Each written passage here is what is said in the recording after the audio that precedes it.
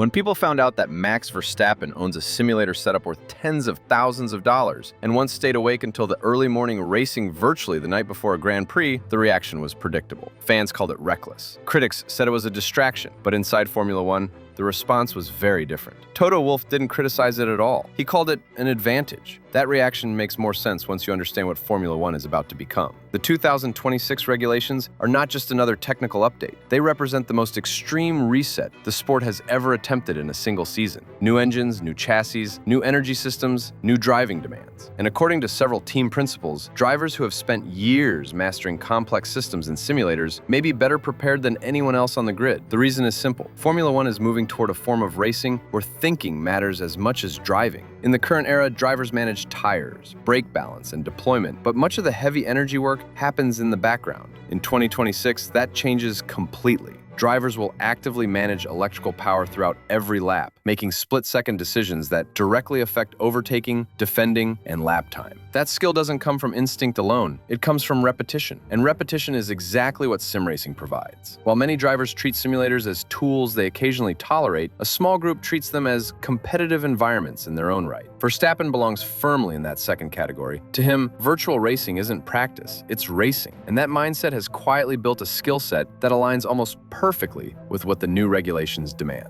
This raises uncomfortable questions for the rest of the grid. If 2026 rewards drivers who can process information, manage systems, and adapt instantly under pressure, what happens to those who've spent their careers relying purely on feel and experience? And could this explain why some drivers are far more relaxed about the rule changes than others? Because to understand why 2026 might favor a new kind of driver, you first need to see how Max Verstappen turned sim racing into a second career. If you're enjoying this breakdown and want more deep dive Formula One stories like this, make sure you subscribe to the channel. Max Verstappen didn't stumble into sim racing by accident. His involvement became serious in 2015 when he joined Team Redline while still racing in junior single-seaters. From the very beginning, people around him noticed something different. Most Formula One drivers use simulators as tools. Verstappen used them as battlegrounds. Instead of running short sessions or focusing purely on setup work, he competed in full-length endurance races. He trained against professional sim racers who specialized in extracting performance from virtual platforms. Over time, that commitment turned him into one of the best sim racers in the world, not just among F1 drivers, but overall. By 2024, the results spoke for themselves. Verstappen won all three of iRacing's biggest 24-hour endurance events in a single year: Daytona, Nürburgring,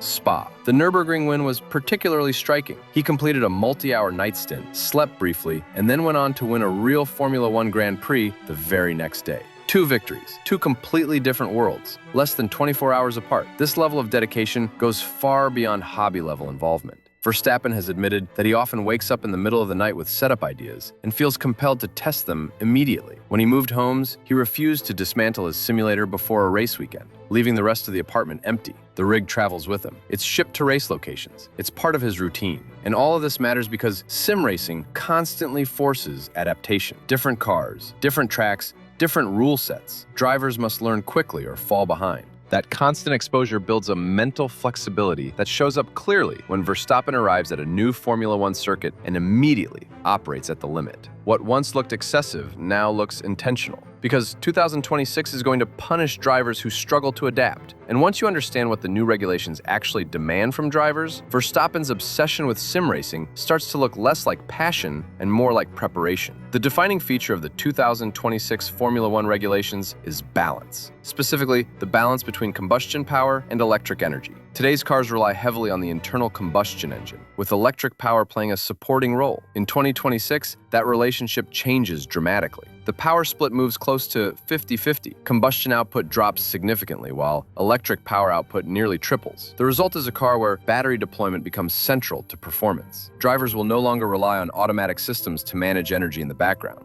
Instead, they will actively decide when and where to deploy electrical power on every lap. That alone would be challenging, but it doesn't stop there. The MGUH disappears entirely. Fuel limits drop sharply. Cars become smaller, lighter, and more sensitive. Active aerodynamics replace the current DRS system, allowing cars to switch between low drag and high downforce modes dynamically. A new overtake mode rewards drivers who manage their energy better than those around them. This transforms racing into a real-time strategy problem. Drivers must think ahead constantly. If you deploy too much energy early, you're vulnerable later. If you save too much, you lose lap time. Every straight, every braking zone, every corner becomes part of a larger energy equation. Toto Wolff described this as adding a chess-like element to racing, and chess rewards preparation. Drivers who have already spent thousands of hours making similar decisions in virtual endurance races will recognize these patterns instantly. Others will be learning them for the first time at 200 miles per hour, which explains why some drivers see 2026 as an opportunity, while others quietly see it as a threat. Not every champion approaches technology the same way. Lewis Hamilton has been open about his discomfort with simulators. He finds them disorienting. The lack of physical G-forces creates a disconnect between what the eyes see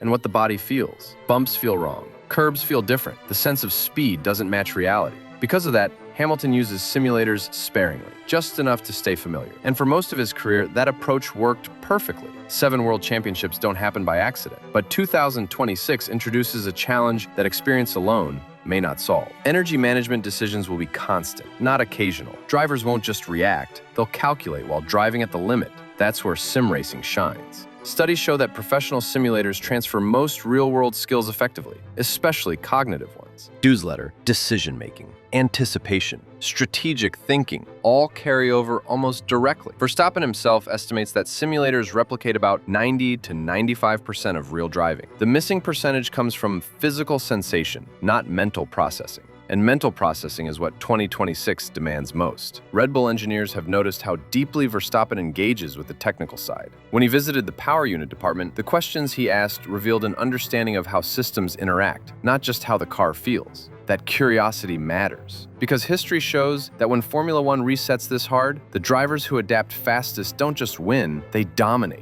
Formula One has seen massive rule changes before, and the pattern is consistent. When regulations reset, the competitive order reshuffles dramatically. In 2014, hybrid engines transformed the sport overnight. Mercedes dominated immediately. Red Bull collapsed from champions to midfield. In 2022, ground effect regulations flipped the script again, allowing Red Bull to surge while others struggled. The 2026 reset is even larger. New engines, new energy systems, new aerodynamics, new tires, new fuel, new sporting rules. Everything arrives at once. In moments like these, adaptability becomes the most valuable skill on the grid. And adaptability is exactly what sim racing trains relentlessly. For nearly a decade, Verstappen has raced in environments where change is constant. New physics models, new cars, new competition, every week demands adjustment. Every mistake is punished immediately. That background quietly built the exact mindset these regulations reward. Which brings us to the final realization. 2026 isn't just a technical reset, it's a mental one.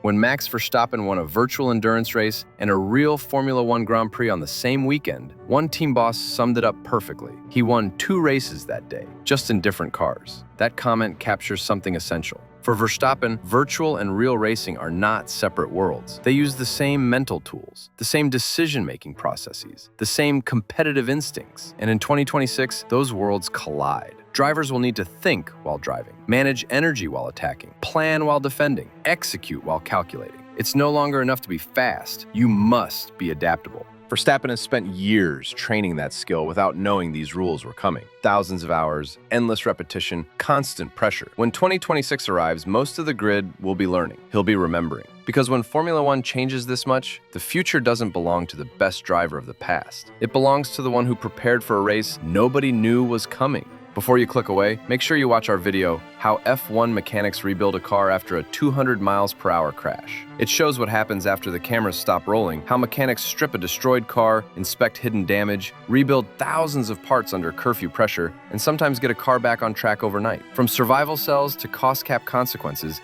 it reveals the unseen side of Formula One that decides whether a driver even makes the next session. If you think crashes end races, that video will completely change your perspective.